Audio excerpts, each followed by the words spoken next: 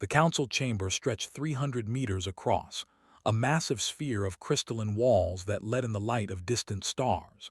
Ambassador Sarah sat in the outermost ring, where the species were placed. From her seat, the important delegates looked like tiny figures far below, sitting in their places of honor near the center. She had been sitting here for 6 hours now, listening to speeches in languages that her translator chip struggled to process. Sarah was 43 years old, the youngest human to ever represent Earth at the Galactic Council. She had spent 20 years learning alien customs, studying and preparing for this role. None of that preparation had readied her for the sheer indifference she faced every single day. The High Archon Aura was speaking now. His voice resonated through the chamber, a deep sound that made the air vibrate. He had been alive for 800 years. His species had been traveling between stars for 50,000 years. To him, Sarah knew, she was essentially an infant trying to participate in adult conversations. The Vex Collective continues to expand, Aura said, his 3 eyes scanning the assembly. 17 systems now fall under their control. We have lost contact with observation posts in the sector. This council proposes continued diplomatic outreach while we strengthen defensive positions along our borders. Sarah felt her jaw tighten. She had been reviewing the intelligence reports for months now. She knew what the apparently did not or chose not to see. The Vex weren't just expanding randomly. There was a pattern, a clear strategic goal that human analysts had identified weeks ago. She pressed the button on her console to request speaking time. A small light appeared above her seat, one among hundreds in the outer rings. She knew it would be ignored. It always was. The Chancellor spoke next, her crystalline body catching and refracting light in rainbow patterns. The Vex have always been aggressive, but containment has worked for 3,000 years. We see no reason to alter our approach. Patience has served this council well through countless conflicts. More voices joined in, each ancient species offering their perspective based on of experience. The suggested minimal military presence to avoid escalation. The proposed a study committee to analyze Vex behavior patterns over the next decade. A decade. Sarah wanted to scream. Her light was still blinking, unacknowledged. She pressed the button again, then again. Finally, after 30 minutes of debate, Aura's eyes drifted to the outer ring. He noticed her light as if seeing it for the first time. "The human delegate wishes to speak," he announced, his tone suggesting mild surprise that she was even capable of speech. "We will grant her 90 seconds. Please, Ambassador, share your thoughts." Sarah stood, feeling thousands of alien eyes turned toward her. The walk to the speaking platform felt impossibly long. When she reached it, she activated her own holographic display, pulling up the data she had prepared. "Thank you, High Archon," she began, keeping her voice steady. "I've been analyzing Vex fleet movements for the past 4 months. Human reconnaissance ships have been tracking their expansion patterns." She pulled up a star map, red markers showing Vex territory. "This isn't random growth. Look at the vectors." She traced her finger through the hologram, showing how Vex forces were moving in coordinated arcs. "Within 18 months, they'll control enough territory to cut off your primary trade routes here, here, and here. They're also positioning to isolate your main military installations. This is an encirclement strategy." The chamber was quiet. Sarah pressed on, knowing her time was running out. "I propose an immediate preemptive strike while their logistics are still overextended. They've expanded fast, which means their supply lines are vulnerable. If we wait, they'll consolidate, and the cost of engaging them will increase exponentially." She brought up tactical projections, showing optimal strike points. Human forces have identified 3 key junction systems. Simultaneous strikes here would collapse their forward expansion and force them to retreat. But we need to act now. Every week we wait makes this harder. 60 seconds. She had 30 left. "I know Earth is new to this council. I know we don't have the experience you do, but we've studied warfare extensively. We've run the simulations hundreds of times. The pattern is clear. The Vex are preparing for a major offensive, and if we don't act first, we'll be fighting a defensive war we cannot win. 90 seconds. A soft tone indicated her time was over. Sarah stepped back from the platform, her heart pounding. For a moment there was silence.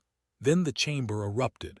The sound was overwhelming, a mixture of clicking, buzzing, and sonic bursts. Sarah's translator chip identified it as laughter. They were laughing at her. The Chancellor's voice cut through the noise, her tone dripping with condescension. Ambassador, your enthusiasm is noted. However, your species' oldest military academy was founded 300 years ago. My personal aide has been studying military strategy for longer than that. Perhaps humans see patterns where there are none because your perspective is so limited.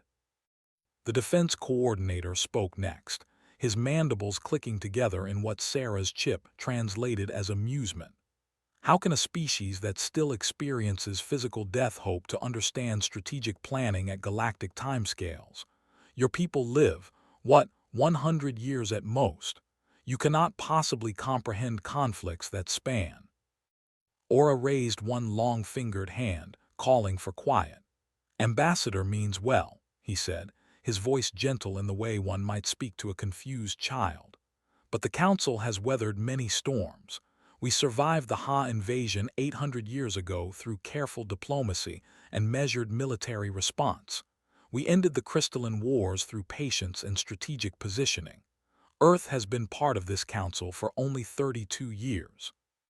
Perhaps, with time, you will understand that there are methods and protocols that have proven effective long before humanity even discovered fire. Sarah felt her face burn, but she kept her expression neutral. She bowed slightly, acknowledging his words, and returned to her seat in the outer ring. The debate continued for 3 more hours. The council voted, eventually, to continue diplomatic overtures to the Vex while slowly mobilizing defensive positions. The same cautious strategy they had always used. The vote was unanimous among the voting members. Earth, as a probationary species, had no vote. As the session ended, delegates filed out in their various ways. Some walked, some floated, some skittered on multiple legs. Sarah remained in her seat watching them go. A few glanced at her with what might have been pity. Most didn't look at all. The ambassador approached her as the chamber emptied. His species looked remarkably human, which had made early contact easier.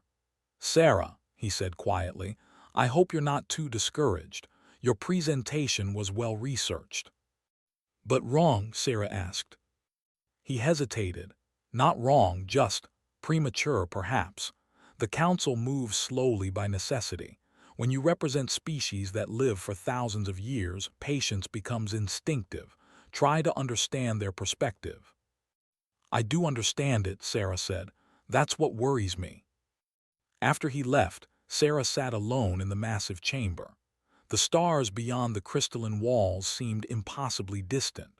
She pulled out her personal tablet and began typing a report, documenting everything she had presented, all the data the council had dismissed.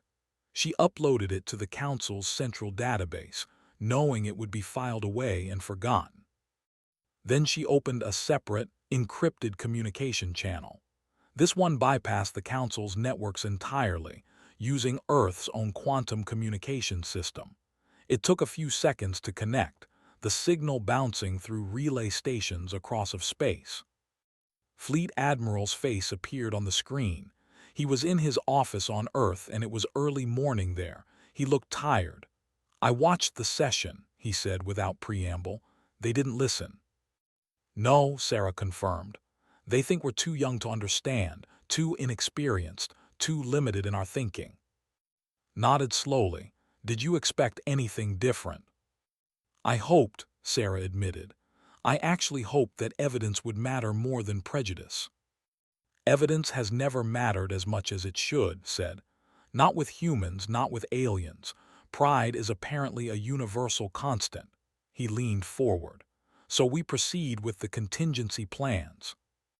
Sarah looked out at the stars again. Earth was out there somewhere 40 away. Home. Yes, she said. Activate Operation Hornet's Nest. Full mobilization. If the Council won't prepare, then humanity will. Because when the Vex attack, and they will attack, someone needs to be ready. It's going to cost us, warned. Mobilizing the entire fleet, bringing all shipyards to wartime production, training new crews. We'll be spending resources at an unsustainable rate. I know, Sarah said. But if I'm right and the Vex do what I think they'll do, the Council will need us, and we'll be ready whether they want us to be or not. Saluted. Then I'll begin immediately. Hornet's Nest is active. I'll keep you updated on our progress. The connection ended.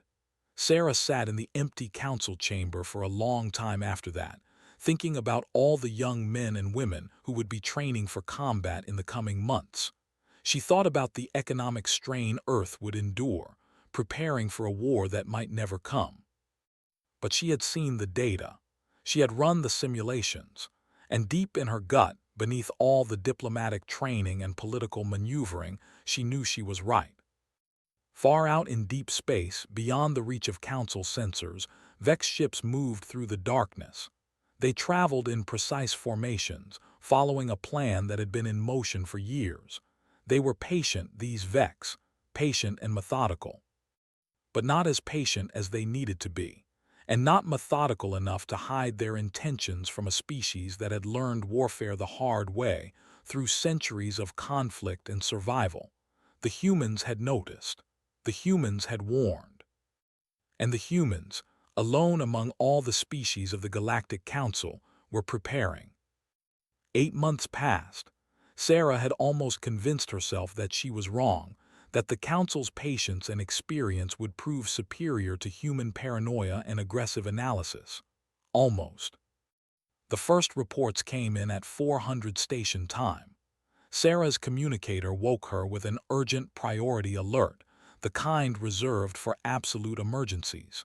She was awake instantly, years of diplomatic training kicking in.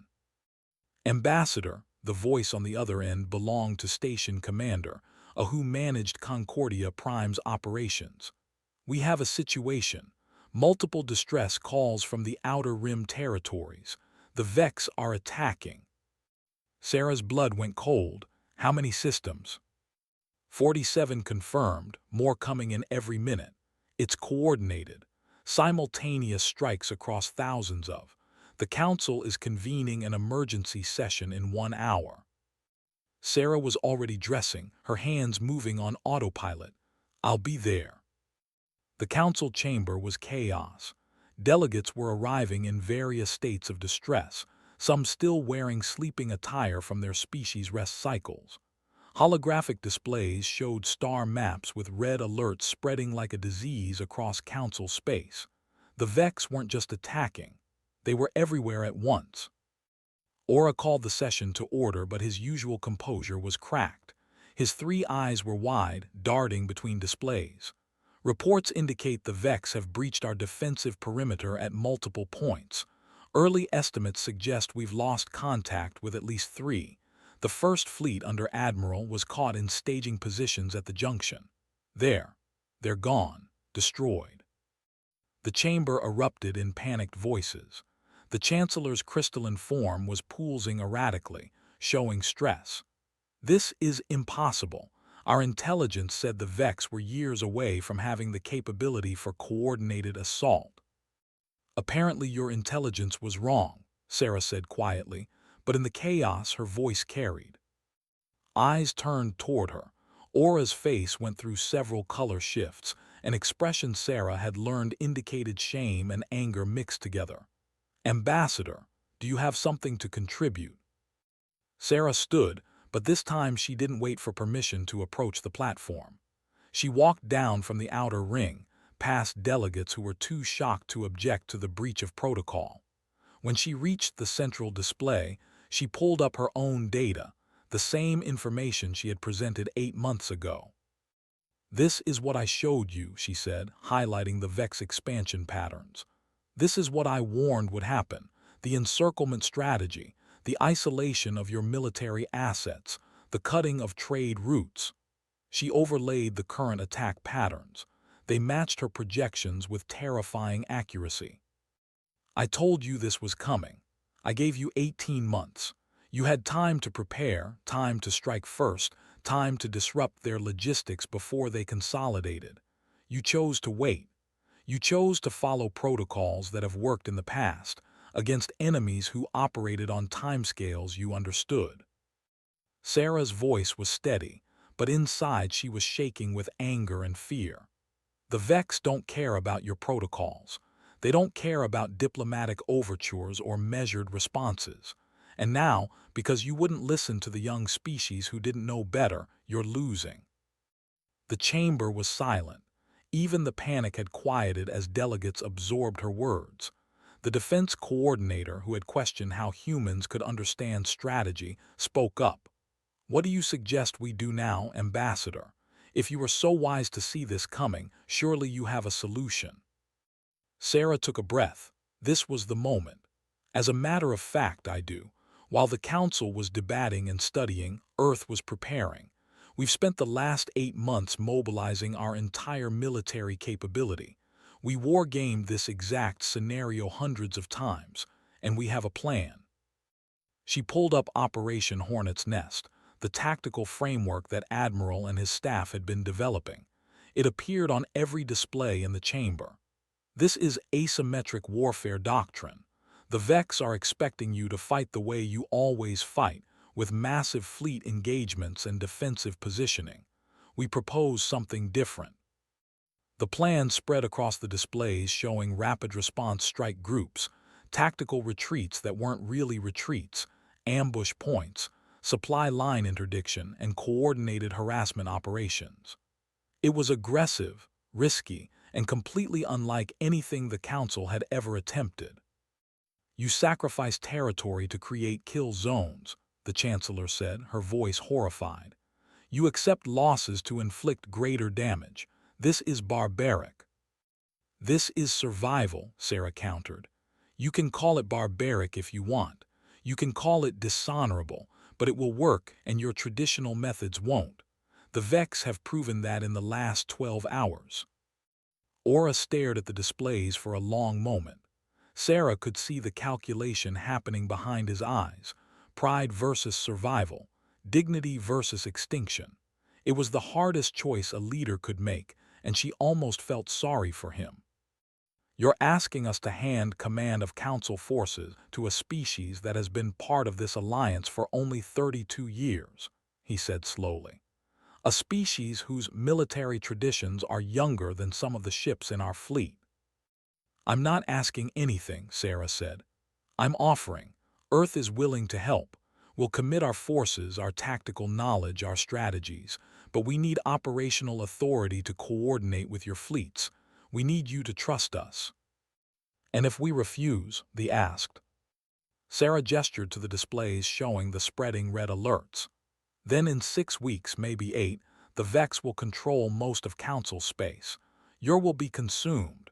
Your species will be assimilated or destroyed, and you'll have the comfort of knowing you maintained your dignity right up until the end." The brutal honesty seemed to shock them more than the attacks had. The ambassador, who had always been kind to Sarah, stood up. "I propose we accept Earth's assistance. Whatever our feelings about humanity's place in this council, they prepared for this when we did not. They saw what we were too proud to see. If nothing else, they've earned the right to try." Debate erupted again, but it was different this time.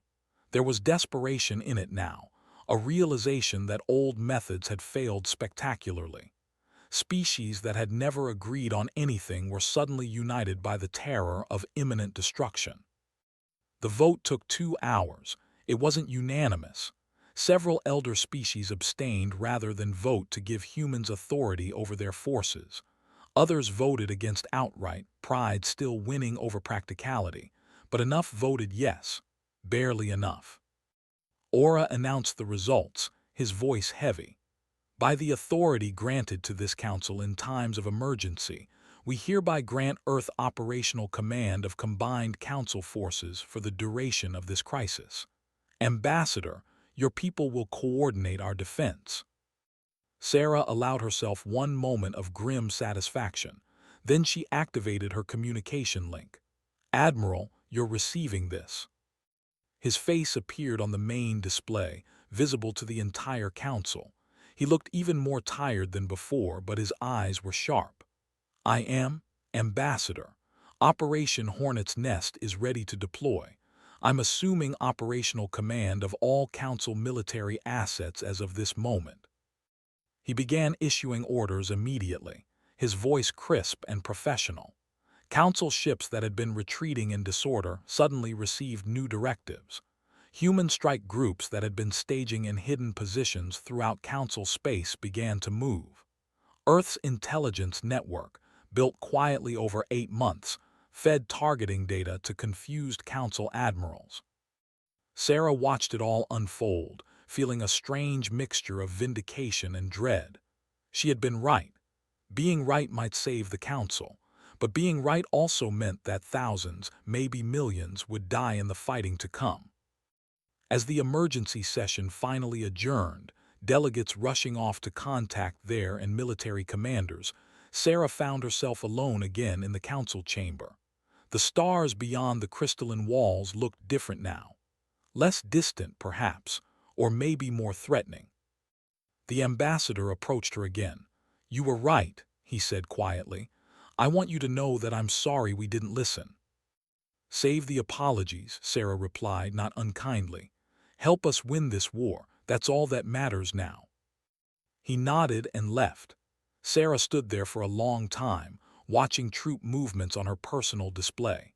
Somewhere out there, young human soldiers were climbing into ships and fighters, preparing to defend species that had mocked them. Preparing to die, many of them, for aliens who had called them too primitive to understand warfare. The irony was almost too much to bear, but Sarah had not become Earth's ambassador by dwelling on ironies. She had work to do. The Vex were coming, but humanity was ready, and the Galactic Council, whether they liked it or not, was about to learn what humans did best. They survived. Operation Hornet's Nest began at dawn, though dawn was a meaningless concept in the vast darkness of space. Admiral coordinated from Concordia Prime, surrounded by holographic displays showing three-dimensional maps of Council territory. His staff worked around him, humans and aliens mixing together in organized chaos. Sarah stood to one side, observing. She was the political liaison now, translating military necessity into diplomatic language when council members questioned human tactics. It was exhausting work. The first engagements were brutal. Human strike groups consisted of destroyers and frigates, ships that the council had dismissed as outdated. They weren't the massive dreadnoughts that the favored or the elegant cruisers the designed. They were blunt instruments built for speed and firepower. And they were devastatingly effective. Commander Jessica Torres led Strike Group 7 into the system, where Vex forces were harvesting a gas giant for resources. The Vex had 3 harvester ships and a heavy cruiser as escort. Standard Council doctrine would have called for a fleet engagement with ships of similar mass. Torres had different ideas. Her 4 destroyers came in fast, burning their engines at levels that would have horrified Council engineers. They ignored the cruiser entirely, targeting the harvesters with nuclear missiles and fire. When the cruiser moved to intercept, Torres ordered a retreat. The Vex cruiser pursued, exactly as predicted. Torres led it into an ambush where it was waiting. Concentrated fire from hidden positions tore the cruiser apart. The harvesters, undefended, were destroyed moments later. The entire engagement lasted 8 minutes. The Vex lost 4 ships and thousands of tons of refined materials. Strike Group 7 lost 1 destroyer, the captain deliberately ramming a harvester when his weapons failed. 37 human lives in exchange for crippling the Vex logistics in an entire sector. Council observers were horrified. Sarah had to explain, again and again, that this was how humanity fought. They accepted casualties that other species found unthinkable because they understood a truth the elder species had forgotten. In war, the side willing to pay the higher price usually won. Over the next weeks, similar engagements played out across dozens of systems. Human forces hit and ran, never allowing the Vex to bring their superior numbers to bear. They mined jump points with crude but effective fusion bombs. They deployed electronic warfare systems that confused Vex sensors. They broadcast false signals, leading Vex fleets into empty systems while Council forces fortified the real targets. They struggled with these tactics initially. Their admirals had centuries of training in honorable fleet combat. The idea of deliberate retreat, of sacrificing territory for strategic advantage, offended their warrior traditions. But when they saw the results, when they realized that humans were actually stopping the Vex advance, they adapted. Admiral of the Fifth Fleet became one of humanity's strongest supporters. He was old even by standards, over 1,000 years of military service. After a joint operation where human frigates and dreadnoughts destroyed a Vex staging area, he contacted Sarah directly. "I have fought in 17 major wars," he said, his three eyes studying her through the holographic display. "I have commanded fleets against enemies across half this galaxy, and in all that time I never thought I would learn new tactics from a species I considered primitive." He paused. "I was wrong. Your people fight with a creativity born from necessity. It is humbling." Sarah appreciated his honesty, but she had no time to savor the compliment. Reports were coming in from the front lines constantly, and each one required her attention. They were refusing to implement mining operations in 3 key systems, calling them environmentally destructive. They wanted clarification on rules of engagement regarding civilian evacuation. They needed help integrating human electronic warfare systems into their ship networks. She handled each crisis as it arose, moving from one communication to another, coordinating between species that had barely spoken to each other before this war. It was like conducting an orchestra where every musician played a different instrument and half of them couldn't read sheet music. Admiral worked 72-hour shifts, sustained by stimulants that would have killed most council species. Sarah watched him grow thinner, saw the dark circles under his eyes deepen, but he never slowed down. The man was fighting a war across 1,000 star systems, coordinating movements of hundreds of ships, and he did it with a calm efficiency that amazed even the ancient species. The turning point came 6 weeks into Operation Hornet's Nest. The Vex had been steadily pushed back, their lightning advance stalled by human tactics and council adaptation. But they still had their main battle fleet intact, a massive force of over 300 capital ships. Intelligence reported this fleet was moving toward the heart of Council space, clearly intending to strike at one of the major. Studied the projections for 3 days, barely sleeping. Sarah brought him food and made sure he ate, worried he would collapse. On the 3rd day, he called an emergency command meeting. "We're going to let them through," he announced. The room erupted in protest.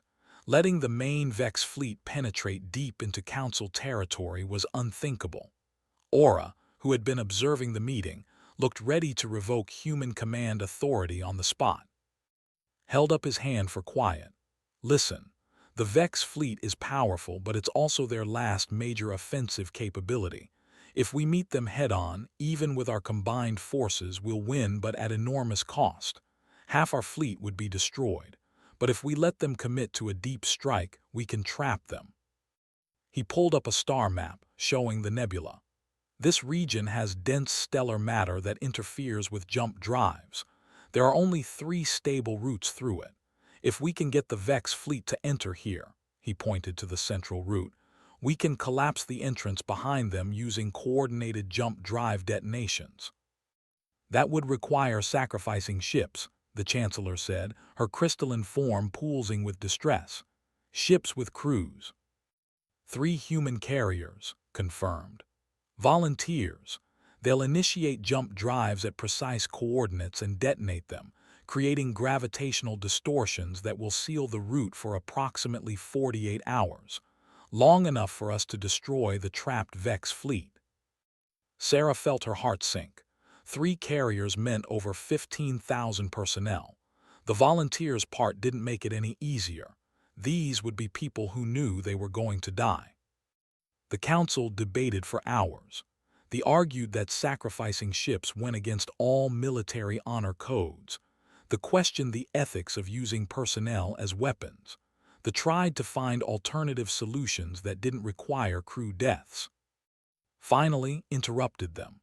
With respect, this isn't your decision. The carriers are human ships with human crews. I'm informing you of the plan as a courtesy, not asking permission. Earth is willing to pay this price to end the Vex threat. The question is whether you're willing to do your part in the follow-up engagement. The room went silent. Sarah realized this was another test. Humanity had been carrying much of the burden so far, losing ships at a rate far higher than any council species. Now was asking if the council was willing to commit fully, to take risks instead of letting humans do all the dying. Aura spoke after a long moment. If humanity is willing to make such a sacrifice, then the council must honor that commitment. We will commit our full remaining fleet to the engagement. Every ship, every resource. You have my word. Other delegates added their agreements. For the first time since the war began, the council was truly united. The plan was executed 3 days later. The Vex fleet, lured by false intelligence about a weakened defense around entered the nebula using the central route. Human forces harassed them constantly, making them believe they were pursuing a retreating enemy. When the Vex fleet was fully committed, deep in the nebula, the 3 human carriers moved into position. Sarah watched from Concordia Prime as the crews made their final reports. She listened to Captain Anderson of the Defiant give his last message. "This is Captain James Anderson to Concordia Prime." His voice was steady over the communication channel. "Crew of the Defiant reporting ready. We're honored to serve. Tell Earth we did our duty." Similar messages came from the carriers Indomitable and Resolute. Then, almost simultaneously, all 3 ships initiated jump drives while still in normal space. The gravitational stress tore them apart instantly, creating cascading distortions that collapsed the nebula route behind the Vex fleet. 15,347 humans died in less than a second. Sarah watched the sensors confirm the trap was set, and she wanted to scream, but there was no time for grief. The combined Council fleet, the largest assembly of military power in Council history, moved into position at the nebula's other end. The Vex fleet, realizing they were trapped, tried to force their way through. They ran straight into a prepared defense. The Battle of Nebula lasted 18 hours. It was savage. The Council lost over 60 ships and thousands of lives, but the Vex lost their entire main battle fleet. 300 capital ships destroyed, their military capability shattered beyond repair. When it was over, when the last Vex ship had been reduced to debris, Sarah sat in the observation room and cried. She cried for the 15,000 who had volunteered to die. She cried for all the others who had fallen throughout the campaign. She cried from exhaustion and stress and the sheer weight of it all. Admiral found her there an hour later. He looked like he had aged 20 years in the past 6 weeks. He sat down beside her, and for a while they just sat in silence. "They're calling it the greatest military victory in Council history," he said finally. 300 Vex capital ships destroyed. The war is effectively over. The Vex are suing for peace. "At what cost?" Sarah asked. "High," admitted. "We lost 42% of our space-capable fleet. Over 60,000 human military personnel dead. Earth's economy is in shambles from the mobilization. It'll take us decades to recover." Was it worth it? Thought about that. We saved billions of lives across dozens of species. We proved that humanity belongs in this galaxy, that we're not just newcomers to be dismissed. Was it worth 15,000 lives? I honestly don't know. Ask me in 100 years. The aftermath came quickly. The Vex, their offensive capability destroyed, agreed to a ceasefire within a week. They retreated to their original borders and opened diplomatic channels. The war was over. The Galactic Council held a ceremony honoring the fallen. Sarah attended, wearing her formal diplomatic attire, watching as representatives from every species praised the courage and sacrifice of all who had fought. They mentioned human casualties almost as an afterthought, and Sarah had to restrain herself from walking out. But the real changes came in the following months. Humanity was granted full council membership, elevated from probationary status to voting rights. Earth received a permanent seat on the Security Council. Admiral and Ambassador were awarded the highest honors the Council could bestow, medals and titles that meant nothing to Sarah but apparently mattered to the aliens. More importantly, Council military doctrine was being rewritten.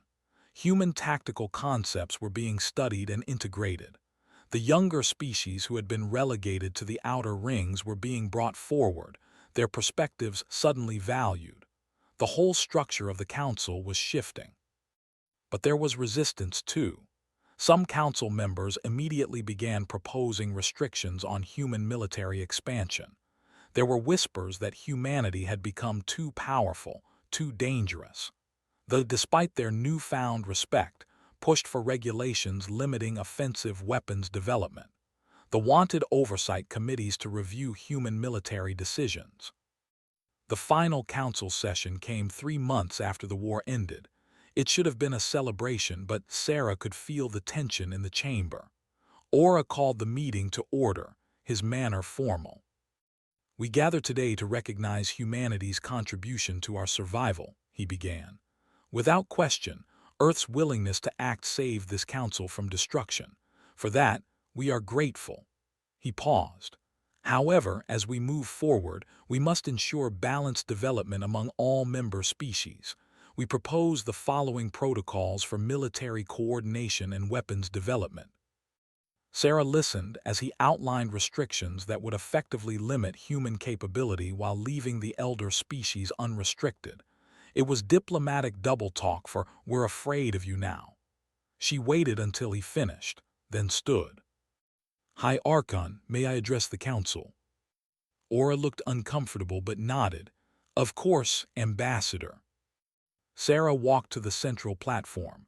She looked around the chamber, seeing all the faces, all the species that had dismissed her 8 months ago. Some looked ashamed now, others defiant. Most were simply calculating what advantages they could secure. "8 months ago," she began, "I stood in this chamber and warned you about the Vex. You dismissed my warning. You laughed at me. You told me that humanity was too young, too inexperienced, too limited in perspective to understand galactic affairs." The chamber was absolutely silent. Sarah kept her voice calm and factual. "You made your choice that day. You chose to ignore evidence because it came from a source you didn't respect. That choice cost you. 17 systems fell before you admitted you needed help. 3 were lost. Billions died. The Council's first fleet was destroyed." She paused, letting that sink in. Humanity made a different choice. When you refused to prepare, we prepared anyway. We spent resources we couldn't afford. We mobilized our entire military capability. We developed strategies and tactics to fight an enemy you wouldn't acknowledge existed. And when the crisis came, when you were losing, we stepped in. We committed our forces to defend you. We used our tactics to stop an enemy you couldn't beat with traditional methods. We paid the price in blood and treasure to save this council. Sarah's voice hardened slightly. 42% of our fleet was destroyed. Over 60,000 human military personnel died defending species that had mocked us weeks before. 3 carriers, 15,000 crew, volunteered to die to create the conditions for victory. That was humanity's choice. Now you want to restrict us, limit our military development, put oversight committees to review our decisions, all because you're afraid that we're becoming too powerful. She shook her head. You don't have to like us. You don't have to approve of our methods or embrace our values. But you do have to decide whether you'll learn from this experience or repeat it. The next crisis will come. Maybe in 10 years, maybe in 100. And when it does, will you listen to the warning signs regardless of where they come from? Or will you dismiss them again because they don't fit your preconceptions? Will you act before catastrophe strikes? Or will you wait until you're desperate before accepting help? Sarah let the questions hang in the air. Humanity isn't asking for special treatment. We're not asking for dominance or control. We're simply asking to be treated as equals, to have our voices heard and our evidence considered. If you can't do that, if your pride is more important than survival, then you've learned nothing. She walked back to her seat, not to the outer ring this time, but to the inner circle where Earth now had a permanent position. The silence stretched on. Then the ambassador stood. Ambassador is right, they said. We failed. We let pride and tradition blind us to reality. Many of us owe humanity an apology that we haven't given. I propose we table the restriction protocols and instead focus on genuine cooperation and integration. Others joined in, voices rising in support. Not all of them. The chamber was divided, but enough agreed, enough recognized the truth in Sarah's words. The restriction protocols were voted down. Instead, a framework for equal partnership was proposed and passed. As the session ended, delegates approached Sarah, offering respect, apologies, and promises of better cooperation. She accepted them all with grace, though inside she remained skeptical. Real change took time. That evening, Sarah